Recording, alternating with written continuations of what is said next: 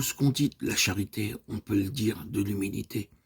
Quand je parlerai les langues des hommes et des anges, si je n'ai pas l'humilité, je ne suis que cymbale, trompette qui résonne pour ma propre gloire. Quand j'aurai le don de prophétie et que je connaîtrai tous les mystères et toute la science, quand j'aurai la plénitude de la foi, une foi à transporter les montagnes, si je n'ai pas l'humilité, toutes ces choses bonnes en elles-mêmes sont perverties dans mon intention. Je cherche la gloire qui vient des hommes et non celle qui vient de Dieu seul. Quand je distribuerai tous mes biens en aumône, quand je livrerai mon corps aux flammes, si je n'ai pas l'humilité, cela ne me sert de rien. Il n'y a que l'humilité et l'amour qui nous rapprochent de Dieu. Sans amour et sans humilité, tout nous en sépare et ne sert qu'à fortifier en nous le vieil homme. L'homme humble est une demeure de l'esprit. L'amour règne en lui. Il est longanime, serviable. Il n'est pas envieux. Il ignore la jalousie. Il ne fanfaronne pas, ne fait rien d'inconvenant, ne recherche pas son propre intérêt, ne s'irrite pas, ne tient pas compte du mal. Il ne se réjouit pas de l'injustice, mais il met sa joie dans la vérité. L'homme déifié par l'humble amour excuse tout, croit tout, espère tout, supporte tout. Comme l'agneau innocent, il n'ouvre pas la bouche quand on le conduit à l'abattoir et lorsqu'il souffre sous les insultes et les outrages. Le Seigneur est sa force.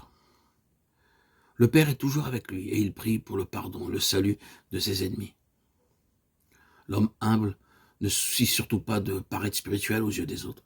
Au contraire, il fera tout pour qu'on l'ignore. C'est la tradition des folles en Christ. Il y avait un monastère, un moine qui semblait distrait à l'office et qui arrivait toujours en retard. Plusieurs fois, nous l'avons fait une remarque à ce sujet. L'invitant se levait plus tôt.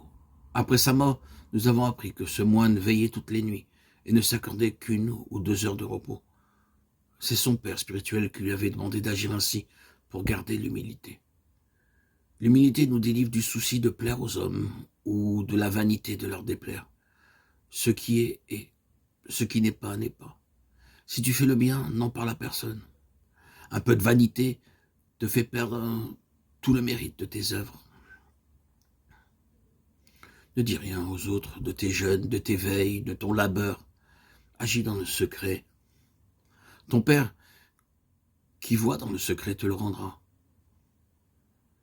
Garde-toi d'afficher ta justice, tes bonnes œuvres, ton état spirituel ou les grâces que Dieu te fait devant les hommes pour te faire remarquer d'eux.